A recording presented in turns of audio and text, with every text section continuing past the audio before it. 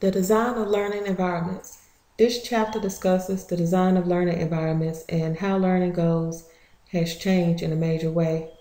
Time brought upon a change in learning and what was taught and how it was being taught. Questions being raised about learning environments focus on what is taught, how it is taught, and also how it is assessed. School goals have changed over the years.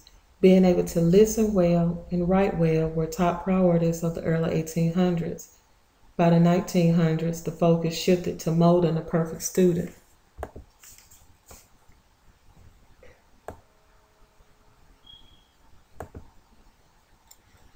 Changes in educational goals. Children were compared to, in this chapter, as raw factory material.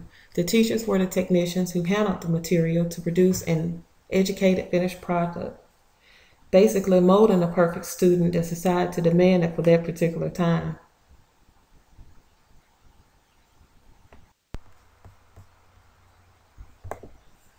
Changes in education.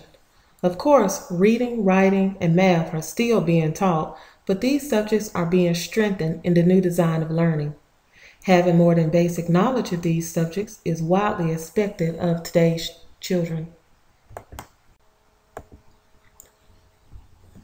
There are 4 very important perspectives on learning environments. The degree to which learning environments are learner-centered, knowledge-centered, assessment-centered, and community-centered.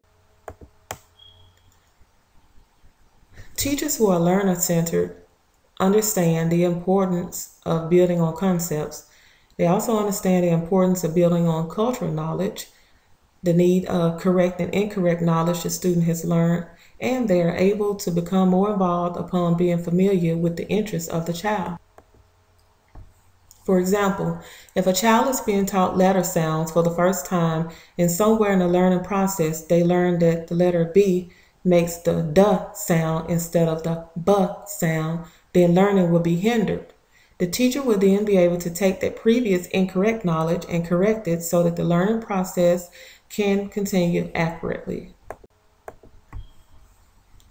Instruction that is knowledge-centered deals with current knowledge that the student brings to the table, has a goal of building connected knowledge, understands the need for helping students become knowledgeable, intersects with learner-centered environments to construct new knowledge based on current knowledge, and focuses on counter-information and activities that help students develop an understanding of disciplines. Knowledge-centered environments also highlight the importance of thinking about designs of curricula to see if it assists the child in learning with understanding, since learning with understanding is a key factor. Environments that are assessment-centered should provide opportunities for feedback and also allow information assessed to be congruent with students' learning goals.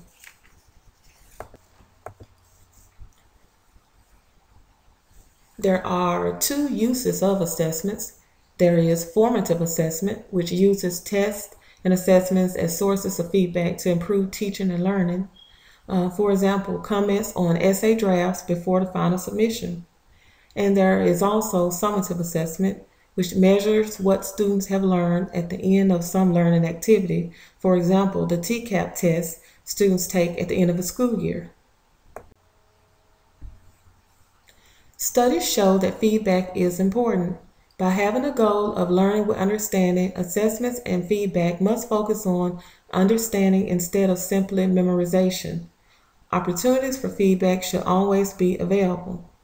Effective teachers help students build self-assessment skills so that they will be able to assess their own work as well as the work of others. Environments that are community-centered refer to several aspects of the community and consists of people who learn from one another. The community of classroom and school consists of various norms and expectations. Classrooms are considered to be a place of learning, but sometimes children are ridiculed for not knowing answers to questions, not understanding classwork, and for simply making mistakes. Talking in class is a form of class participation when it pertains to the classwork. The chapter noted that a speech pathologist from Canada took notice that children who had speech and language difficulties were the majority of the ones who did not talk in class. Looking and listening are basic forms of learning. The children who would not stop talking seemed to be the bright and well-spoken ones. In the United States, schools have competitions among students to get the students to do better in school and get better grades, teacher approval, and even attention. This is sometimes a bad thing because depending on the environment, the child may become the teacher's pet, which usually isn't a bad thing, but when it pertains to other students being in an environment, it can sometimes lead to teasing or bullying of that child by other students. And any negativity usually becomes a distraction in the learning process. Teachers who are learner-centered understand the importance of building on concepts. They also understand the importance of building on cultural knowledge, the need of correct and incorrect knowledge the student has learned, and they are able to become more involved.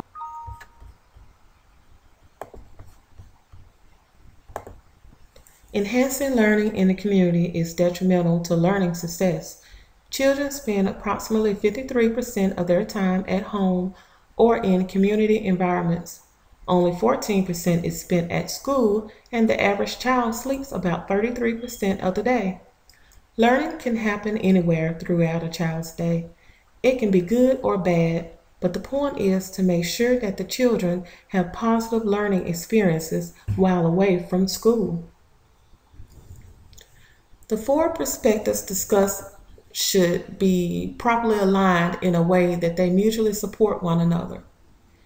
Each perspective has its own job, but they all coincide with each other.